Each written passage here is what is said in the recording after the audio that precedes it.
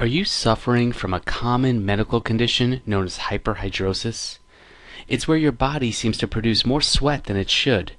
Sweating is normal, but excessive sweating is not. And even though it's not a serious medical condition, it can still cause a lot of problems and discomfort. And it can lead to other physical problems like acne, or psychological issues like low self-esteem. So stop letting it affect your life. It's not as difficult as you might think to keep your excessive perspiration under control. Now, I used to sweat a lot, and I know how frustrating it can be. No matter how much deodorant and antiperspirant I use, I still couldn't control the sweat. I did tons of research on all the possible treatments, for excessive sweating, and I found that the treatments work best when they're used at the same time. And it's a strategy that I like to call the stacking method. And why stack excessive sweating treatments on top of each other? Well, it's effective, and using more treatments, at a time produce a synergistic effect. Each remedy magnifies the other's effects. Stacking for excessive sweating is safe just as long as you don't go overboard. You don't want to cause irritation and all kinds of other issues. So here's an overview of everything that I did, and you can stack with these treatments as well. So first, you want to eliminate the sweating triggers. And triggers include spicy foods, coffee, alcohol, cigarettes, energy drinks, and junk food. You don't have to quit cold turkey, but at least definitely try to reduce your intake of any of these items. So all of these have been known to contribute to a sweating problem. So cutting them out of your diet, it's the first step you need to take in your attempts to treat hyperhidrosis. Next, you want to drink lots of water.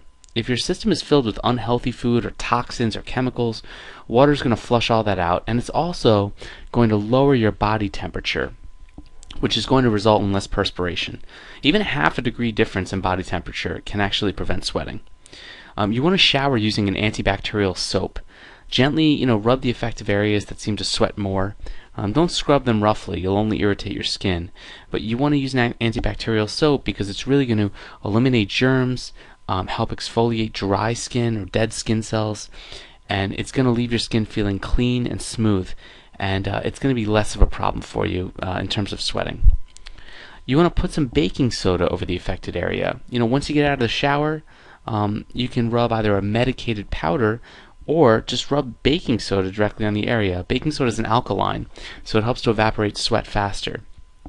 That's why a lot of antiperspirants are made from baking soda.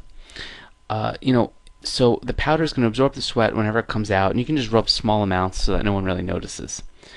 You want to make sure that you have an antiperspirant that's high in aluminum chloride. This is the effective ingredient in deodorants. It's the sweat blocking ingredient.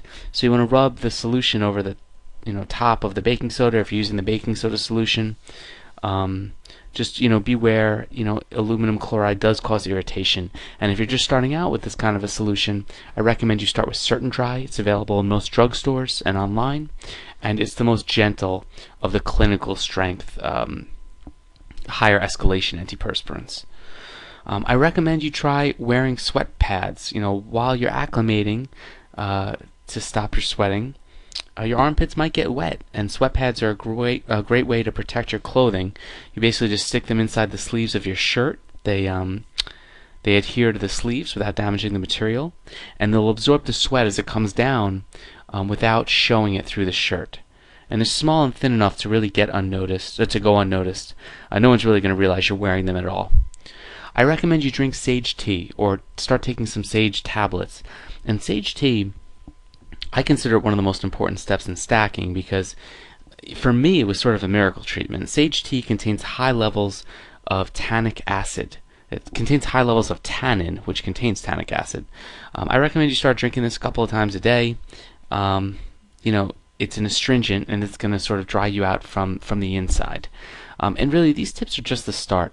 I want you to visit sweatsolver.com right now and get my complete video series on how to stop excessive sweating from anywhere on your body. Really, you don't have to live with this problem, and you can start feeling drier in minutes.